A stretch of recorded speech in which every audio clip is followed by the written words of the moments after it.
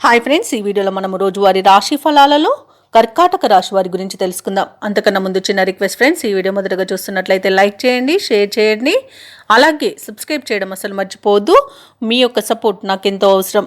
ఇక కర్కాటక రాశి వారు ఈరోజు దైవసేవ కార్యక్రమాల్లో పాల్గొంటారు, దేవాలయాలను సందర్శిస్తారు. దేవాలయాలను సందర్శించినప్పుడు మీరు ముఖ్యంగా గుర్తుంచుకోవాల్సింది, మీ ఇష్టదైవం యొక్క ఆరాధన అనేది మీకు మంచి చేస్తుంది కాబట్టి తప్పకుండా దిశగా ప్రయత్నించండి. ఇక ఈరోజు కర్కాటక రాశి వారికి మిత్రులతో అకారణ వివాదాలు కలుగుతాయి, ఇంటా బయట ఒత్తిడిలు పెరుగుతాయి.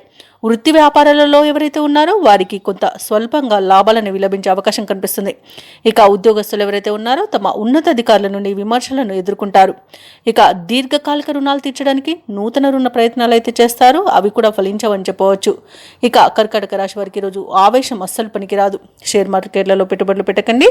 అలాగే పెద్దల సలహాలు తీసుకోవడం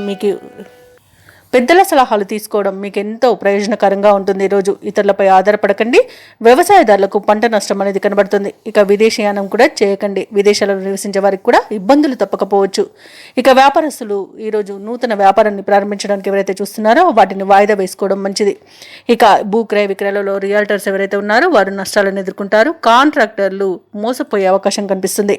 ఇక విలువైన వస్తువులను చేజార్చుకునే అవకాశం కనిపిస్తున్నందున వాటి విషయంలో కాస్త జాగ్రత్తగా ఉండండి. అలాగే వివాహ ప్రయత్నాలలో కూడా తప్పుడు సమాచారం అందవచ్చు, కాస్త ఆ విషయంలో కూడా జాగ్రత్తగా వహించండి. ఆర్థిక ఇబ్బందులు తప్పకపోవచ్చు. ఇక ప్రేమ సంబంధ విషయాలలో కూడా మోసపోయే అవకాశం కనిపిస్తుంది.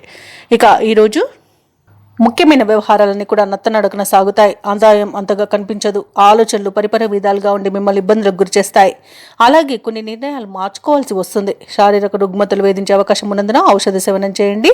తగ్గకపోతే వైద్య సంప్రదింపులు చేయడం మీకు మేలు చేస్తుంది. ఇక వ్యాపార వాణిజ్యవేత్తలు ఎవరైతే ఉన్నారో వారి యొక్క వ్యాపారాలు కొంత నిదానంగా సాగడం మరియు మీరు తొందరపడి ఏ నిర్ణయం తీసుకోకుండా ఆచితూచి వ్యవహరించడం అనేది చెప్పుకోదగ్గ సూచన.